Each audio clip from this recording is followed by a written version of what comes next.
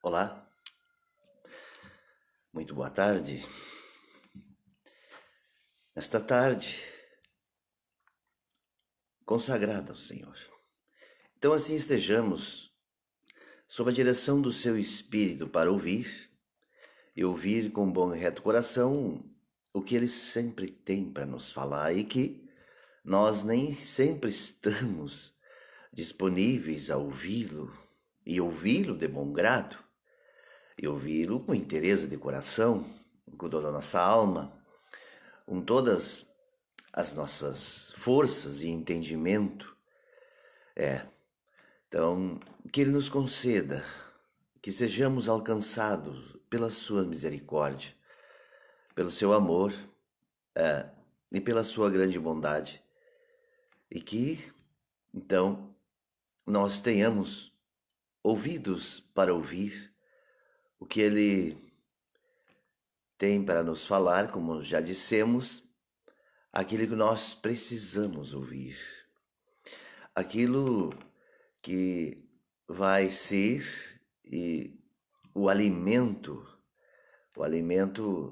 do nosso espírito, da nossa alma, o alimento que vai nos fortalecer na caminhada e também vai assim nos conceder discernimento de espírito, porque em todos os tempos sempre houve, há e haverá falsos caminhos, falsos testemunhos, falsos ensinamentos e falsas palavras, e tudo no intuito de nos desviar.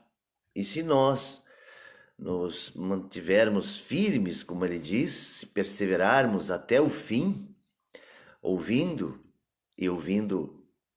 com bom e reto coração para aprender, para nos alimentar e assim, então vamos nos tornando, nos transformando, como ele disse, no sal da terra e na luz do mundo. Isto, claro, que não ocorre da noite para o dia, nem de um momento para o outro, é uma caminhada, fruto de uma perseverança que deve se renovar dia após dia, aproveitando as oportunidades, cada momento que o Senhor Deus então nos oferece, nós abraçando com fé, com determinação, com humildade, com certeza. Esta nunca poderá nos faltar. Nós já tratamos sobre isso em tempos idos, mas sempre é bom relembrar, para não cair no esquecimento, porque, segundo o que nós temos lido nos evangelhos, só o amor, olha bem, parece que só o amor não basta, né? O amor faz uma dobradinha, digamos assim, com a humildade. Eu acredito que sem a humildade nem amor existe e permanece no coração. Essa humildade, ela significa, vamos dar uma esmiuçada um pouco nessa palavra aí, que a humildade significa, digamos em poucas palavras, significa rejeitarmos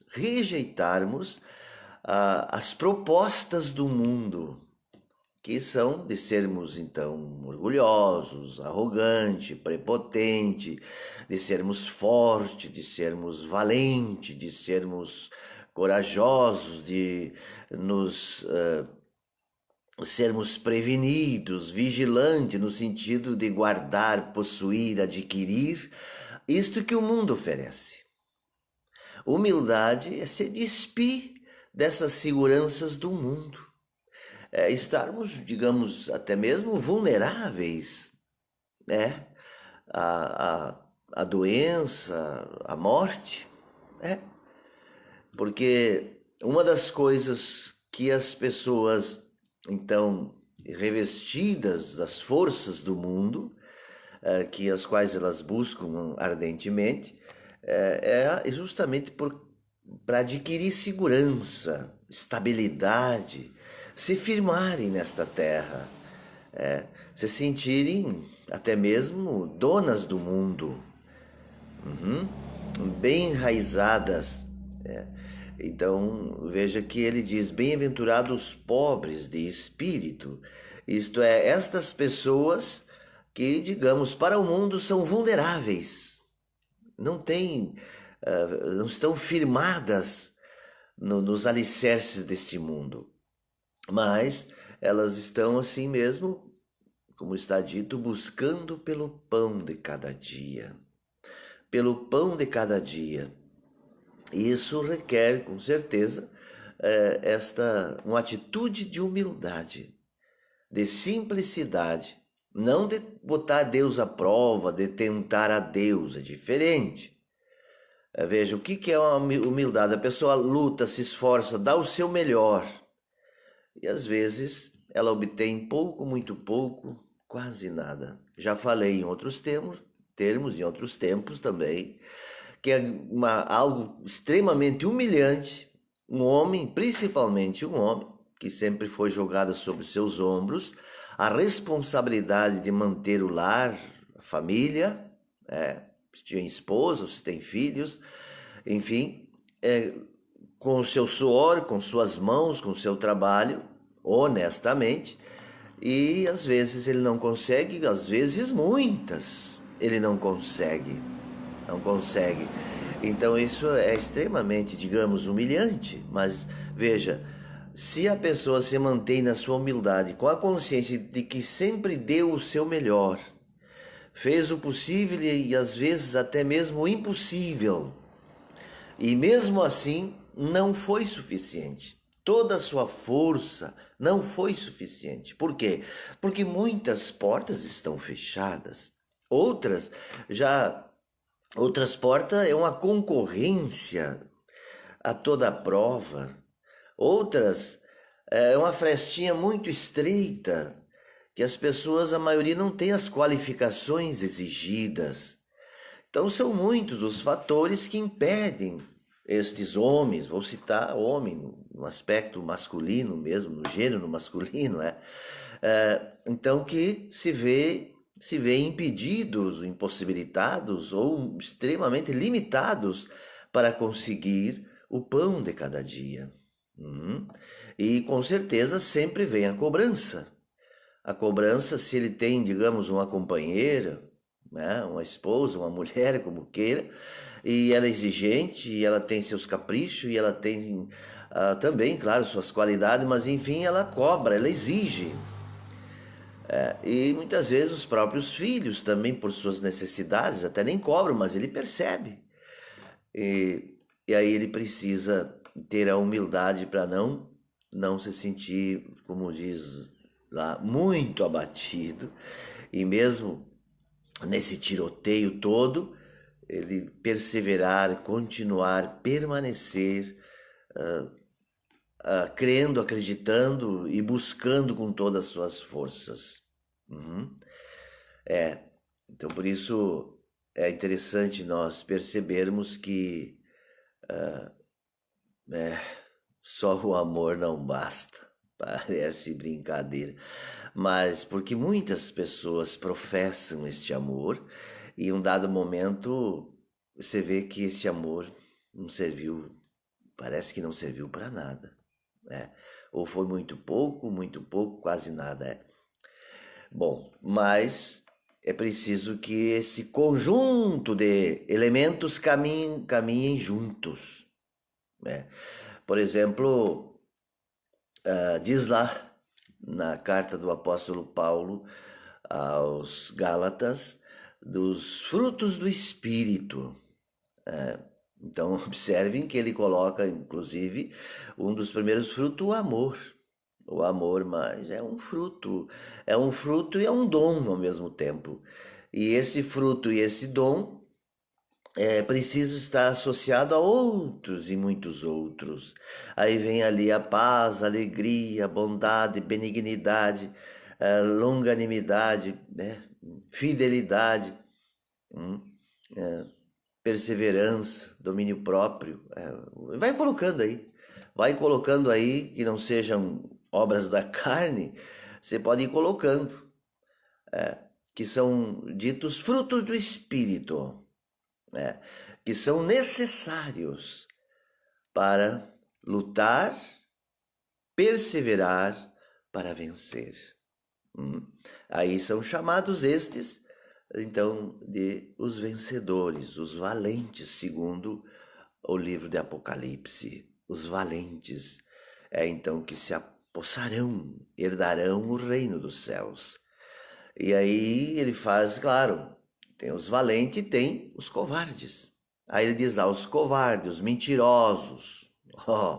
Os covardes e os mentirosos, porque uma das qualidades qualidades, dá para dizer assim, do mentiroso, do covarde é mentiroso.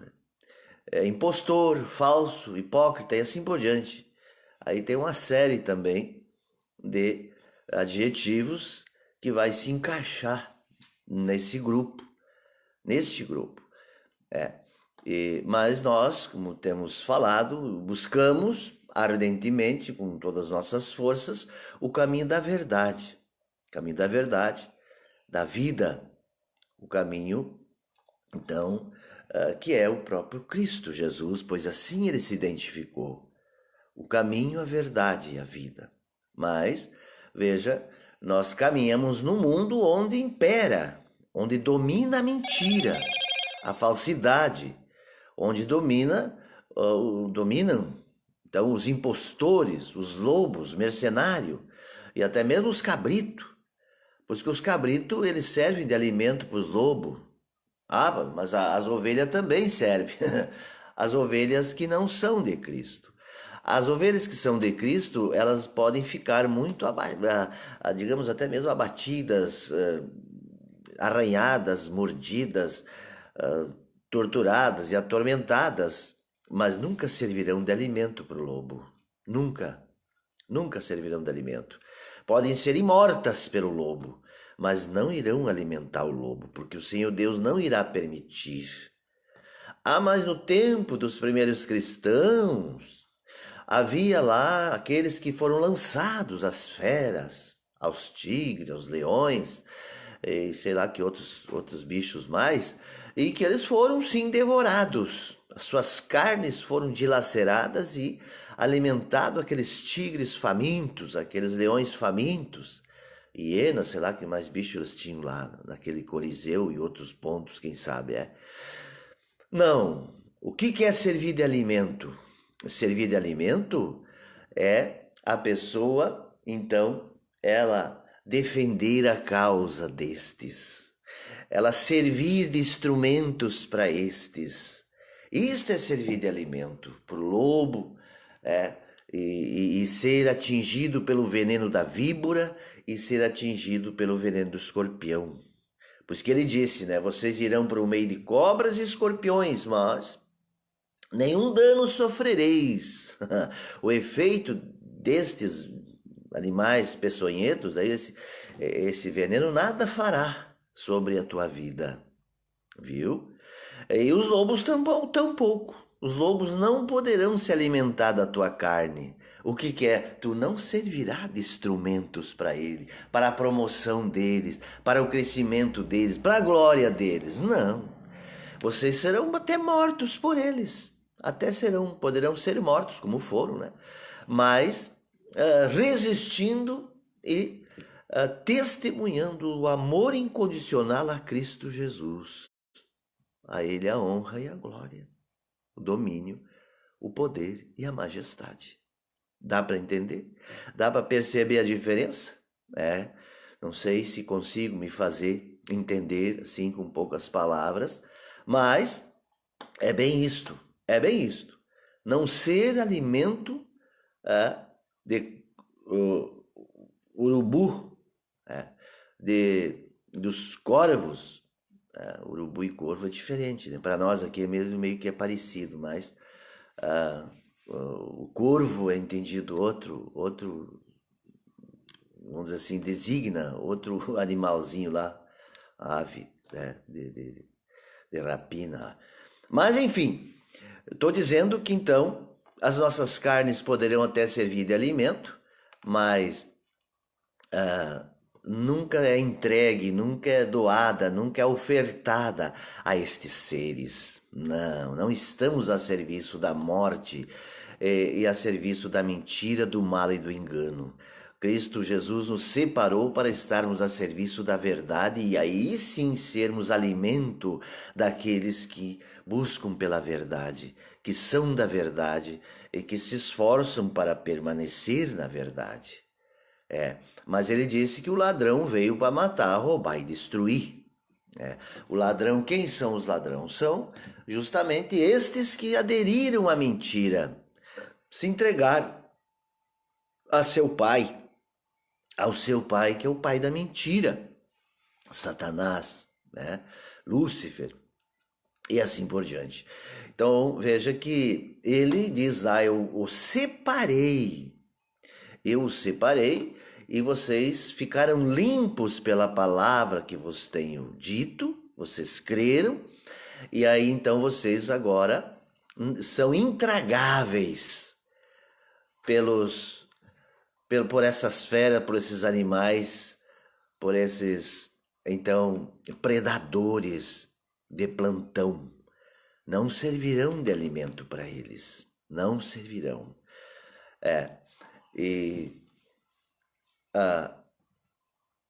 Assim que, então, estamos nesta luta contra inimigos declarados, né? Eu comentei num outro momento que nós temos que identificar quem é ou quem são nossos inimigos. A primeira coisa, segundo as instruções do exército, quando estive lá. Então, identificar o inimigo. Segundo momento, conhecer o poder de fogo desse inimigo, a estratégia de guerra dele. E assim também nós, nessa guerra espiritual, nós identificarmos contra quem estamos combatendo, quem são realmente as forças, o anticristo. Uma das artimanhas também do maligno é essa de: esperem que virá o anticristo. Esperem que virá o anticristo, esperem que Cristo virá reinar neste mundo por 1000 anos. Essa é uma piada. Então esperem.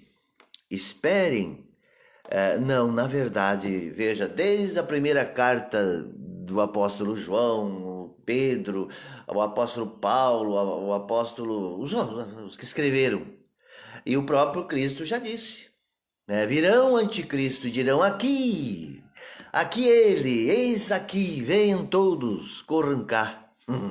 Não vades, não, porque ele disse que para quem ele se daria a conhecer, esta pessoa então teria o discernimento e o identificaria e não seria enganado. Não seria enganado. Por mais que grite, que apresente sinais, prodígios e maravilhas, mas não enganarão os filhos, os eleitos, os escolhidos, como ele disse. Enganarão a muitos. A muitos, desviarão muitos da verdade, desviarão principalmente os chamados neófitos, os incautos, palavra pouco usada, né? Pouco usada, neófitos e incautos. Vamos aumentar o nosso vocabulário. Veja, neófito, neo quer dizer novo, linguagem aí. Neo é novo e fitos então seriam novos na fé. Fitos é fé, né? Novos na fé, neófitos. E incautos, as pessoas então que não estão suficientemente esclarecidas, ainda estão imaturas, não têm o conhecimento mais profundo, ainda não estão sob a direção, diríamos, plena do Espírito do Senhor. Não estão ainda sendo conduzidas pelo Espírito, mas estão se esforçando, estão na busca, ainda estão sob provas para serem aprovadas.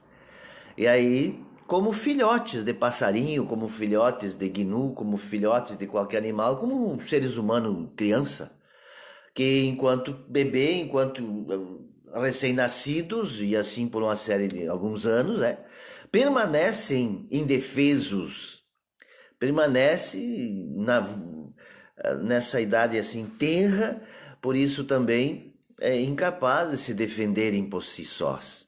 Então precisam de protetores, de alguém que os proteja, que os conduza. E como sabemos, a ovelha, por excelência, é um animal que necessariamente só vive, sobrevive, permanece se tiver cuidados, se ela receber cuidados de pastores que inclusive tenham conhecimento, quanto mais profundo, melhor.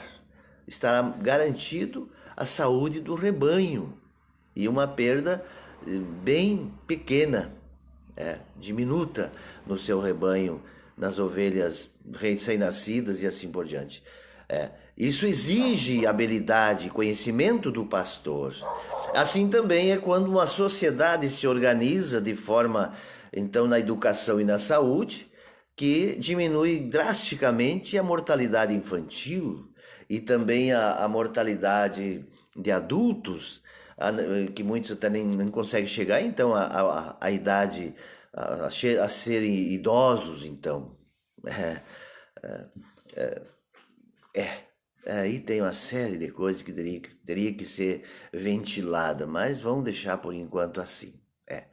Então, veja, porque ele disse, eu vim para que tenham vida e vida em abundância, e que ninguém seja expulso antes de completar os 120 anos. 120 anos também é um número de totalidade e de perfeição, porque não estamos aqui para contar tempo, mas o tempo que estivermos, com certeza o Senhor nos considerará como tempo necessário, suficiente para o conhecer.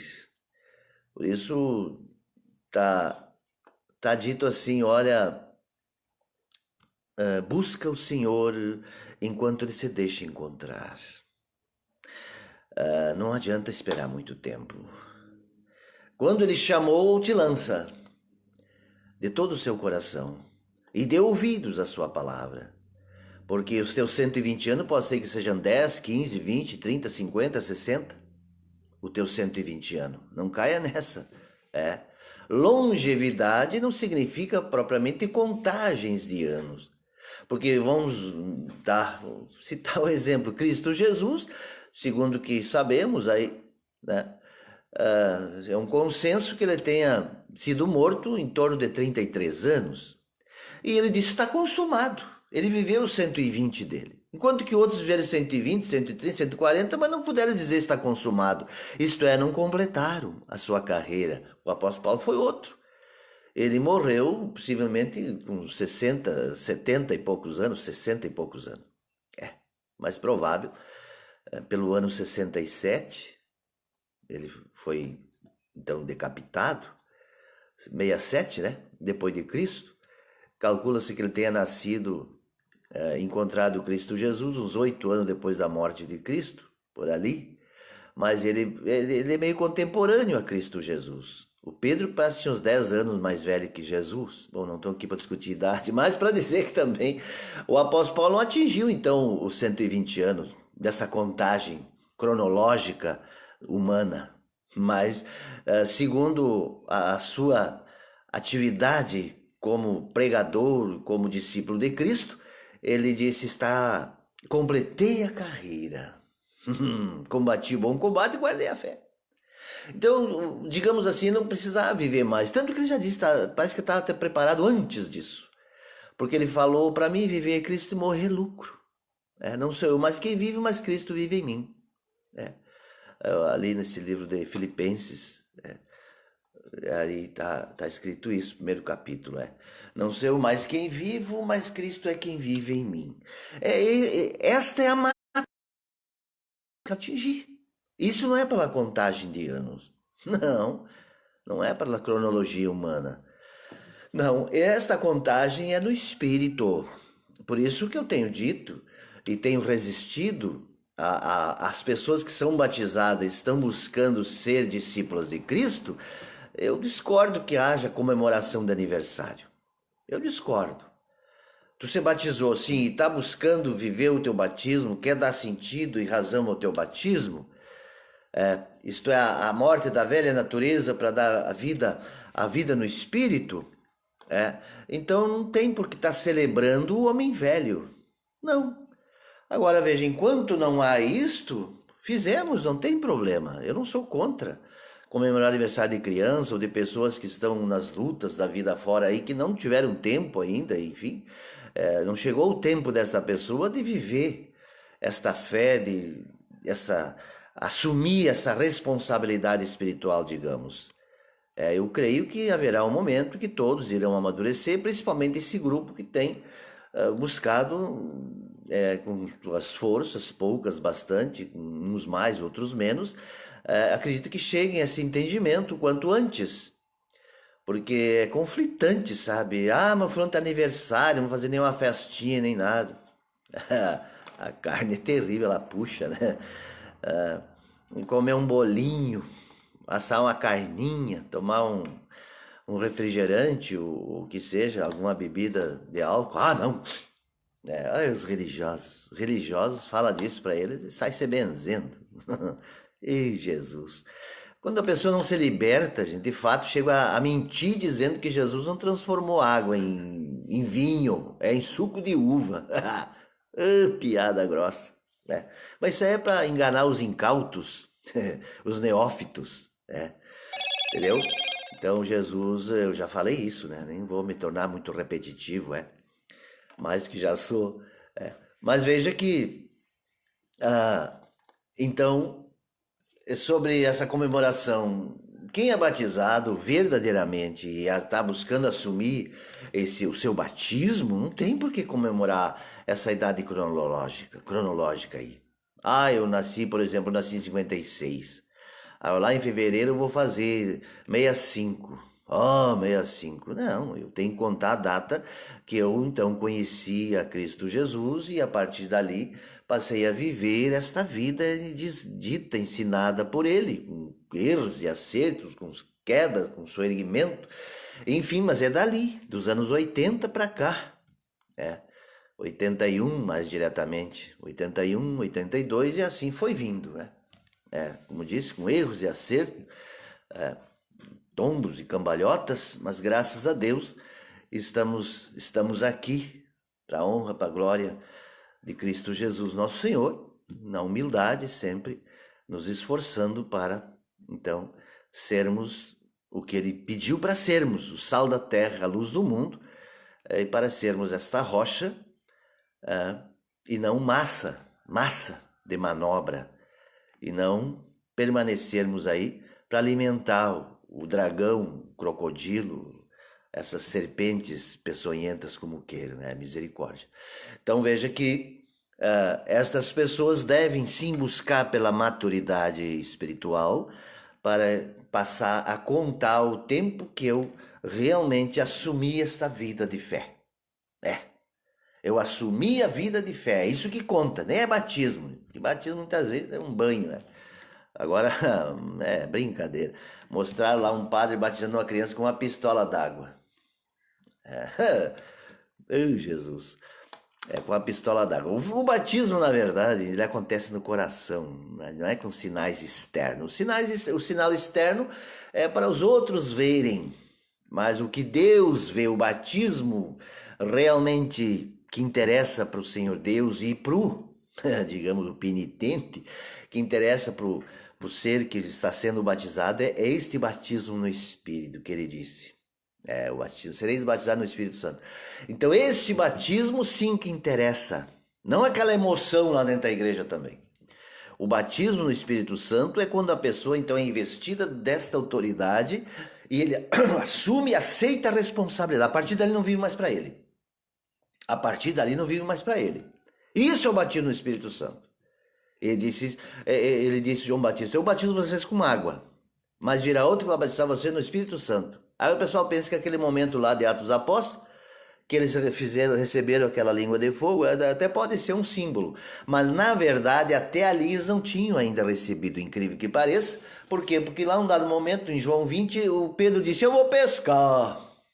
E os outros discípulos também, nós vamos também, quer dizer, vamos voltar à vida normal de antes. Vamos voltar às nossas velhas atividades. Viu? E aí, diz lá que Cristo apareceu para eles. Apareceu para eles. O Evangelho de João conta assim, o Lucas conta diferente, o Mateus também. Mas o João diz assim, ó. E lá pelas tantas, né, não tinham pego coisa nenhuma. E avistaram um homem na beira da praia lá. E eles foram aproximando do barco. E aí o João disse, é o mestre. E diz que Pedro, ao ouvir falar isso, ele botou a roupa que estava nu e se largou na água. O Pedro. Se largou na água e foi lá que encontrou Cristo Jesus assando um peixe. Tem algum peixe para botar assar junto aqui? Já que aumentou o número de comensais, de comensal. Tem mais gente agora para repartir. Aí diz ele, não pegamos nada. Ele disse, lança a rede desse outro lado aqui. Aquela história toda, né? Aí disse que lá ele lançou a rede, pegou 153 grandes peixes que a rede quase não aguentava. Então, a partir dali, que aconteceu, digamos assim, esse encontro, e depois mais outros, daí sim, aí eles, pronto, assumiram para valer. Aí assumiram para valer. Por isso veja que antes desse batismo, de receber essa investidura, dessa autoridade, eles estavam com as portas fechadas, trancadas, doidos de medo. Tá vendo? O que é o batismo no Espírito Santo? Eles estavam cheios de medo lá dentro. Não tinham coragem. E estavam também prontos para seguir a vida normal, trabalhando, lutando e crendo. Crendo em Jesus só mais um detalhe, mais um fardo nos ombros. Mais uma crença. Não. A partir daquele momento eles entenderam. Entenderam, receberam a missão e saíram. Na força do Espírito. Ninguém mais pensou em pescar, a não ser homens, como já tinha dito Cristo Jesus. Aí sim ele passou a ser pescador de homens. Não temeram mais judeu, nem açoite, nem surra nenhuma. Atos 5 diz lá que eles apanharam de montão e ficaram felizes glorificando a Deus por terem sido achados dignos de sofrer pelo nome de Cristo Jesus. Que maravilha! Isso é batismo no Espírito Santo. A pessoa ir na igreja lá, dobrar a língua lá, e, sei lá, se encher de emoção, e volta a mesma que era antes. Mesma que era antes, aquela vidinha, e buscando dinheiro, e buscando bênção, e buscando não sei o quê, e se alegrando com o mundo. E ouvindo música gospel, essas músicas que não dá para olhar os clipes, porque misericórdia. Esses clipes aí eu perco a fé nas músicas, né? Nesses cantores. Não no Evangelho de Cristo Jesus. Graças a Deus está bem guardado. Mas esses clipes dos evangélicos aí Deus nos acuda. Isso aí é um glamour humano, um louvor para si mesmo, ou para suas instituições, suas igrejas e assim por diante. Isso não é espírito e verdade. Misericórdia. Pode. Eu não reconheço. Com algumas exceções, não reconheço. Mas é para a honra e glória do próprio cantor, ou do ministério onde ele está radicado. Mas o batismo no Espírito Santo, esse anunciado por João Batista e realizado por Cristo Jesus, é uma missão que a pessoa recebe, ela abraça e fechou a questão. Não tem dinheiro, não precisa mais férias, não precisa mais de dinheiro, não precisa mais recompensa, não precisa de reconhecimento, não precisa de mendigar as coisas que o mundo oferece. Não. Como diz o apóstolo Paulo, tendes o que comer e o que vestir, onde morar e se abrigar, estejais contentes. Se contentem com isto. E ele disse, porque vocês receberam o cêntuplo. Também perseguição. Tem gente que recebe o cêntuplo, mas nenhuma perseguição. Aí vão lá, ai Jesus, estão me perseguindo. Ai Jesus, o Senhor prometeu e agora está faltando o pão lá em casa. O Senhor vai me deixar ser envergonhado, Jesus. Clama aí, diz o pastor, clama aí aos céus. que tu tá sendo envergonhado, que tu tá sem comida, que tu tá sem gás, que tu tá sem dinheiro para o aluguel, que tu tá sem carro do ano, tu tá não sei... É demonhagem, misericórdia. É. O discípulo, por isso está dito assim, ó. Está dito, e tem que citar o apóstolo Paulo de novo, é. Ele disse, olha, eu sei estar na fartura e sei estar na escassez. Sei ser elogiado e sei ser criticado. Mas tem cristão e se criticar ele desaba. É.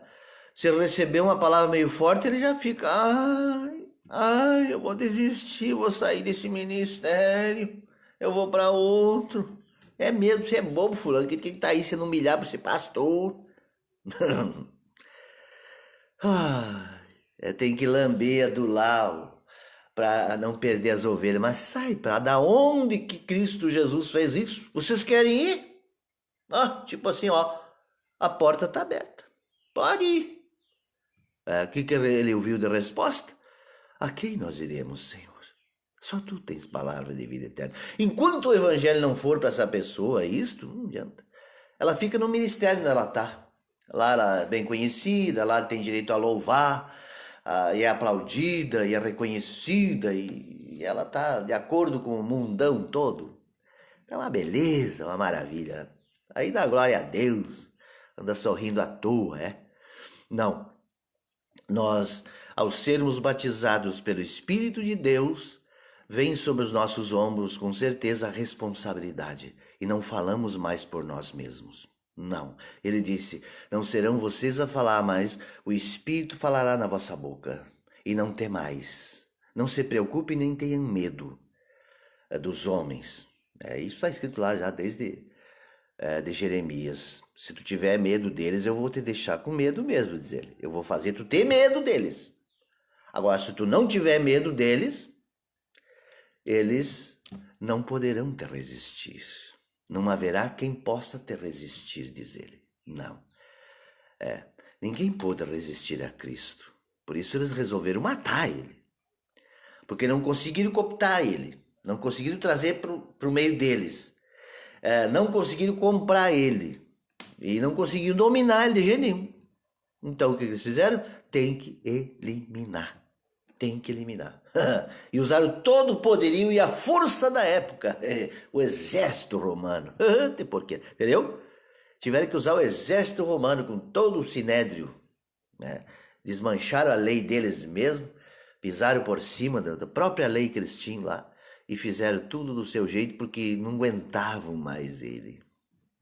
Glória a Deus, Glória a Deus. E assim ele disse, os meus discípulos irão, na minha força, na minha graça, na minha autoridade, no meu poder, e aí sim poderão pisar sobre cobras e escorpiões. E não precisam barganhar com Satanás, negociar com o diabo. Não, nem fazer pantomina, nem fazer essa gritaria aí, sabe? Não. Ele disse, olha, te junta lá no teu quarto, fecha a porta, ora em secreto, que teu pai, que ouve em secreto, vai te recompensar, vai te ouvir, vai te atender. Mas já tinha dito, antes que lhe pedir, até já sabe o que tu precisa. Até já sabe o que tu precisa, não o que tu quer. Porque o discípulo, ele aprende uma coisa, ele aprende que não é o que ele quer, o que o Senhor Deus, quem cuida dele sabe. É como a ovelha vai dizer pro pastor o que ela precisa. Alguém já viu uma ovelhinha lá falar pro pastor? Tem algumas que até aprendem, berram, faz um jeito lá que o pastor entende o que ela está querendo. Se é água, se é comida, ou se é o bequinho dela, diziam os antigos, né? Se é o filhinho dela, o cordeirinho que está em situação difícil, ela faz uma berraceira lá para chamar a atenção do pastor. Mas, via de regra, o pastor que é atento já está sempre observando e não precisa. Não precisa nem pedir, porque antes que peça já está ali pronto. Bom, para isso é preciso que haja nesta pessoa que vai, como ele disse, que o discípulo dele, então, vai andar com os olhos fitos nele, com os olhos voltados inteiramente para ele. Por isso não vai se perder, se desviar e nem vai ouvir o chamado dos falsos profetas, dos falsos cristãos, e do lobo e da besta que emerge da terra, e da besta que emerge do mar, e do dragão, muito menos misericórdia. Não tem barganha, não tem negócio, com certeza. Porque o Senhor os instruí-lo, que está escrito lá, que eu citei de manhã, em João 6,45, viram que está dito lá, parecia um versículo desse tamanho, não. É uma frasezinha assim bem curta, um versículo bem pequenininho, né? Citando, eu não lembro agora se é o profeta Isaías, né? Não sei qual dos profetas, eu não estou lembrado agora, mas ele diz lá, e serão todos ensinados por Deus. Amém? Ser ensinados por Deus significa isso que eu estou dizendo. É a pessoa, então, claro, no início até da caminhada, pode até ouvir homens, mas já está saindo ouvindo esta voz. Esta voz, este chamado lá no interior, no seu íntimo, o chamado que Deus faz no seu coração. Aí ele sai escutando homens e mulheres e pregadores e pregadoras e ministérios e vai indo, ouvindo, mas porém, vai até um trecho, não, mas para aí, vai até não, mas não é bem assim, isso aqui não confere, e vai, entendeu? Ah, com certeza, você disse, ouve a minha voz e me segue, não segue a voz de estranhos, não segue a voz de estranho. Então este é o batismo verdadeiro do Espírito Santo. Diz lá que João Batista, cheio do Espírito Santo, foi para o deserto. Viu? Olha o que ele fazia lá no deserto. E assim profetas. E assim o próprio Cristo, né? Então ele diz lá que ele foi para o deserto na força do Espírito Santo. Foi lá enfrentar o demônio que estava trabalhando na mente dele. Ah, não, o demônio na mente de Jesus. Uns fazem aquele filme, já falei, né? Mostra o demônio lá de gravata, um homem bem vestido, semelhante a um advogado bem falante. Jesus amado. Isso é na mente da pessoa, no coração dela, que vem esse desejo, essas vontades. É ali que está o conflito. Toda a vida, claro. E aí, veja, ele foi na força do Espírito. E voltou na força do Espírito. Glória a Deus. E aí ele se manifestou, como foi falado de manhã, lá no Monte Tabor. E então ali o pai disse: este é meu filho, a ele ouvi. Olha aí, ó. Mas tudo isso foi informação, foi formando os seus discípulos. Porque precisou chegar naquele momento lá, dele ser revestido com a força do alto, e aí foram na força dele. Não precisava mais pedir: Senhor, vem conosco, como citei outro dia. Venha ao Senhor com o teu povo caminhar, teu corpo e sangue, vida e força vem nos dar. O que é isso? Pediu que ele já está aí? Te pedir água, dentro da água até aqui? Pedindo água, me dá água para beber, mas tu não está até o pescoço na água, rapaz? Não está aí? Estou lá no meio da água pedindo água. Que é isso? Bom, mas isto é a pessoa, então, veja, o próprio Senhor Deus é que dá essa percepção, esse entendimento para os seus. E por isso está escrito, né? Tem que citar o apóstolo Paulo de novo, Está pregando o apóstolo Paulo? Não. Olha bem o que diz. Ele foi um grande testemunho, com certeza. Mas ele disse, o próprio Espírito aí, citei várias vezes, Romanos 8. O Espírito de Deus testifica o nosso Espírito que nós somos dele. E os que não têm o seu Espírito, esses tais também não são dele. E não é essa emoção, gente. É o comprometimento com a verdade e com a justiça. Isso é na política, isso é em todo lugar. Todo lugar. Com certeza. Por isso eu tenho dito, é a justiça até entre os animais que tu tem que fazer. Tu vai criar porco, vai criar galinha, vai criar cachorro, vai criar gato, sei lá, que tu queira criar. E que seja frutas, e que seja vegetais, e que seja plantar feijão, milho, tu tem que fazer justiça pro feijão e pro milho. Isto é, não deixa ele morrer no brejo, afogado. Os antigos falavam assim, plantavam as pessoas pobres lá, bico de cerro, plantavam aquilo lá e vai morrer no mato. O João do mato vai pegar essa tua plantação. Porque assim plantar até dá, né? Roçava, fazia aqueles roçados grandes, tocava ali fogo, queimava, ficava ali e plantava, o plantio direto, né? Mas e depois para limpar? Meu amigo. E mais formiga para cuidar, comprar veneno e ir atrás e tudo. Então muitas pessoas de fato plantar até plantavam, mas não conseguiam colher. Eu colhi em parte porque a grande parte ficava abafada no meio do mato, do brejo, porque eles crescem, né? O brejo cresce terrivelmente, né? Então veja que ah, nós precisamos ser justos com os peixes, com tudo. Não pescar para extravagar, para botar fora, mas aquela parte estrita necessária que vai ser consumida, vai ser aproveitada. Tudo. E a convivência entre eles. Entre os peixes também. Convivência entre os peixes, convivência entre todos os animaizinhos. Eu tenho que fazer justiça com eles. Eu tenho que fazer justiça, porque eles não sabem fazer. Eles são levados pelo instinto, né? Selvagem, muitas vezes. E um massacra o outro, né? E aí cabe quem cabe ao seu dono, ao seu pastor, né? Que fazer a justiça acontecer nesse meio, em todos os meios. Né? Então, quem é justo entre os animais, com certeza será justo entre os seres humanos. Mas quem não for, tampouco. E tem uns que até querem ser justos com os animais, mas não são. E com o ser humano, então, piorou. Aí piorou. Porque eles se contaminam facilmente com a maldade. E se ferem com os pensamentos e conclusões precipitadas. E aí eles se agridem eles mesmos. Não, o fulano tá pensando assim, assim, ele tá achando que eu sou trouxa, ele tá achando que eu não sei o que, ele tá achando que eu sou bobo, ele tá achando que já se enfurece. É um desaforo. E já parte para cima, como diz, parte para ignorância. Sabe? Não.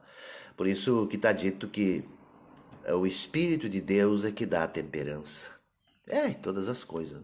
Tudo vem dele. Ele disse, ó, o Espírito Santo vos ensinará e vos fará lembrar e vos capacitará a serem meus discípulos, meus servos, e a chegar ao ponto do amadurecimento para serem meus amigos.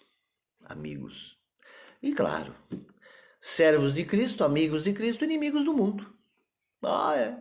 Não servirão mais de pasto deste mundo, dos glutão, dos arrogantes, dos gananciosos, dos covardes, dos mentirosos, dos filhos das trevas. Não, não serão. Mas aqueles, os aduladores, esses que se assentam à roda dos escarnecedores, esses vão trabalhar para o diabo e seus anjos. Vão trabalhar para o dragão e o falso profeta. Vão, com certeza vão, e serão suas vítimas. Vão levar muitos a perecerem, e eles também perecerão e serão responsabilizados por todos aqueles que eles levaram a perecer.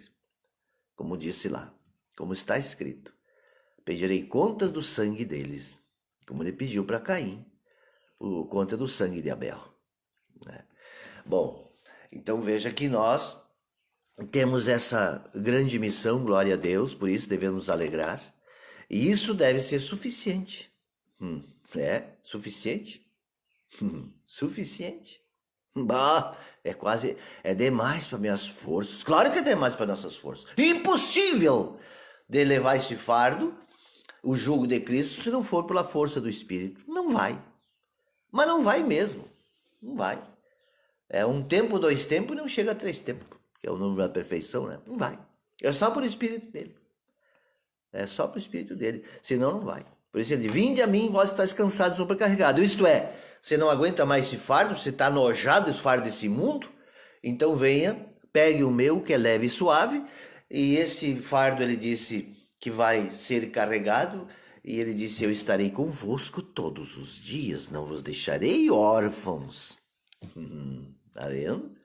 Então ele disse, vocês vão na força do meu Espírito. A minha graça, diz para Paulo, a minha graça te basta. Quando Paulo ficou lá com as crenças dele, com os escrúpulos dele, com a teologia que ele tinha ainda herdado dos judeus, né? Ele estava se achando um verme, se achando indigno dele, tudo e mais um pouco. E ele disse, olha, Paulo, fica quieto aí que é melhor, porque a minha graça te basta. Não pense que é teu esforço, tua santidade, o que tu entende por santidade que vai te salvar. Isso pode, isso não pode, isso está certo, isso está errado. Essas leis aí dos homens, isso aí não vai te salvar não, rapaz. Aí ele entendeu, é mesmo, a salvação não é pelo nosso esforço. Opa, tem contradição no ar. Não é pelo nosso, está escrito, né? Ele diz lá em Romanos 9. Não é pelo que, daqueles que correm, nem pelo aqueles que querem, nem pelo querer do homem. Olha aí, olha a contradição, meu amigo. Mas ele disse, é por aqueles que o Senhor Deus entender e determinar de usar sua misericórdia. É daqueles com os quais ele usa aos quais ele usa misericórdia. É para esses, ele disse. Aí então como entender? Há contradição na palavra? No Antigo Testamento, no Novo Testamento, em algum canto da Bíblia, há contradição? Nas Sagradas Letras, não. Não há. O que há é falta de entendimento. Porque aquilo que eu estou citando agora não tem contradição. Não tem. O que tem é uma falta de discernimento, entendimento. Que veja, todo esforço que eu fizer, conta com certeza. Mas nunca dispensa a graça. Nunca. E a graça só também não basta. Eu preciso, por isso, veja, é a unidade, o Pai, o Filho e o Espírito Santo. E a unidade que ele estabeleceu e pediu para nós termos com ele. Esta unidade. Então, veja o que ele disse. Eles são um conosco. Ele disse, vocês agora são um comigo. São um entre vós. Porque vocês creram na minha palavra e aderiram e se entregaram à minha palavra. Então agora vocês estão em unidade, neste corpo bem firmado também que diz o apóstolo Paulo. Juntas e medula. Esse corpo bem firmado nesta unidade, que o único que faz isso é o Espírito de Deus. Esta unidade, esta junção dos membros, forte, fortalecida e fortificada, e se fortificando dia após dia. Nesta unidade, nem o homem sozinho, e digamos o Espírito de Deus, como está dito lá, ele procura em quem habitar, procura aqueles que estão procurando por ele. Então há esse encontro. Por isso ele disse, quem procura acha, quem bate abrir-se-lhe-á e assim por diante, entendeu? Quem pede, recebe. Então, diz lá, saibamos pedir boas coisas, pedir pelo Espírito, pela presença. Mas para isso, volto a dizer, é preciso que a pessoa se desprenda desta terra. E não para pedir coisas sobrepostas, né? Não. Ele disse, larga tudo isso e eu te darei. E eu te darei a água da vida. Mas enquanto estiver querendo beber essa água do mundo aí, ou misturar, beber água da vida com a do mundo, isso é impossível. Não existe compatibilidade. Não dá certo. Ele disse, olha, se quiser botar, vai arrebentar os odres e vai perder todo o vinho. Viu? E se quiser botar o pano novo na roupa velha, ainda o rombo vai ser maior, então não dá. Tem que largar as coisas velhas. Mas está escrito lá, nova et vetera, o bom discípulo, o bom mestre é aquele que junta as coisas novas e velhas. Sim, que estão de acordo com as novíssimas de Cristo. Não é esses que querem fazer agora assim, pegar os 10 mandamentos e seguir mandamento da lei de Deus lá de Moisés e mais outros costumes de sábado e de carne disso e de carne daquilo e de sangue não sei o que. Isso aí pronto, lascou. Porque isso não é dado pelo Espírito, isso é dado por homens, o entendimento de homens. A lógica dos homens não é de Deus.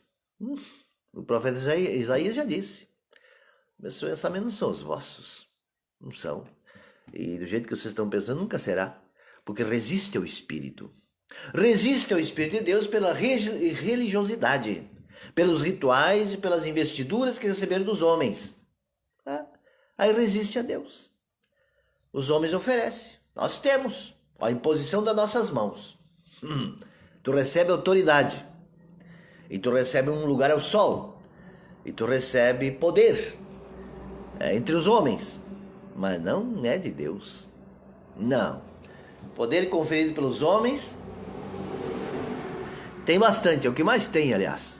Os judeus também tinham, O apóstolo Paulo também tinha recebido o poder recebido pelos homens lá, investido pelos homens.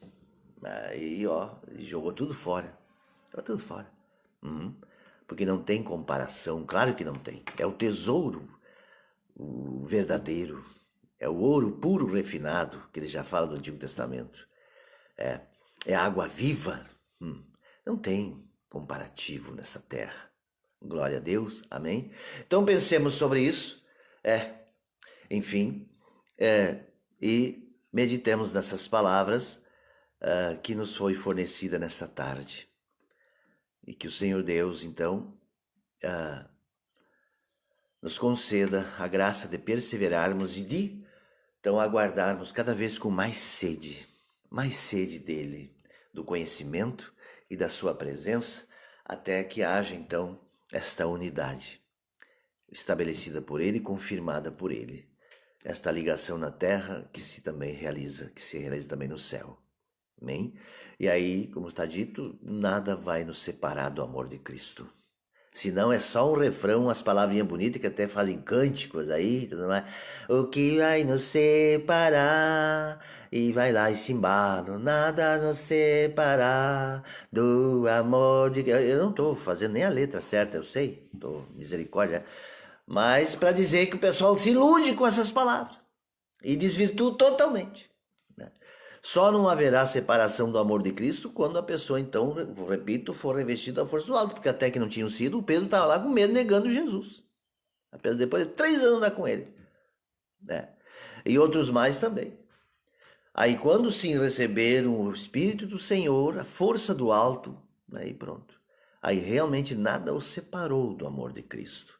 Mas não é assim, a pessoa se batizou lá, teve muita emoção ali, tá? Agora eu tô em Cristo, não sei o que, bababi. Aí quando vem as provas, aí o diabo vem e diz, tu não tá nada, tu tá vendo, ó, tu não tá, no amor de Cristo, coisa nenhuma, porque tu tá sofrendo, porque tu tá passando fome, porque nada dá certo pra ti, porque dá tudo errado, tu vê, tu tá sendo rejeitado, olha, o pastor já disse, o padre já disse, o fulano não sei mais quem já disse, e o pessoal tá te odiando, tão com nojo de ti, porque tu não sei o que, então vem aquela série de acusação e a pessoa, então aí vai se ajustar o mundo.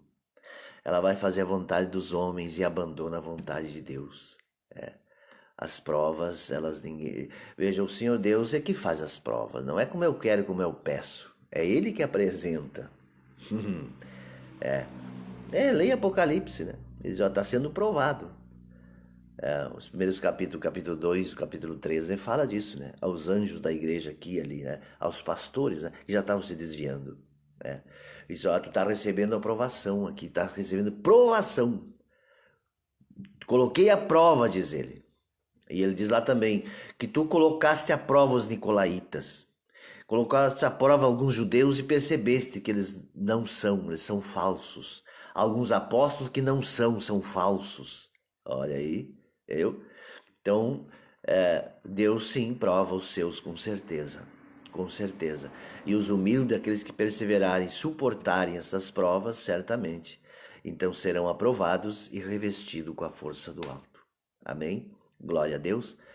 Meditemos sobre isso e vamos, como já falei, então nessa caminhada, nos firmando dia após dia, e terça-feira estaremos de volta, assim nos permitindo o Senhor, às 20 horas. Às 20 horas. Amém? Então tá bom, uma boa tarde para todos, boa reflexão, né? Na presença de Cristo Jesus. Não se desvie nem para a esquerda e para a direita, mas prepare o seu coração e o seu espírito para as provas, como está dito. Preparem, porque elas virão. E para te fazer aprovado, para que o nome dele, do Pai, do Filho, do Espírito Santo, para que o nome de Cristo Jesus seja glorificado na minha vida, na tua vida, na nossa vida. É isso que devemos buscar. Todas nossas forças, seja essa a nossa única razão de viver, nos tornar discípulos de Cristo. Busque entendimento. O que significa ser discípulo? Não seguidor. Deixa para outros serem seguidores de Jesus. Discípulos. Amém? Um abraço. Fiquemos então na paz, no amor de Cristo e Prepare-se, porque o Senhor precisa. O Senhor precisa. Precisa de valentes. De valentes. Seja um deles. Seja uma destas que são tão poucos. Amém? Até lá.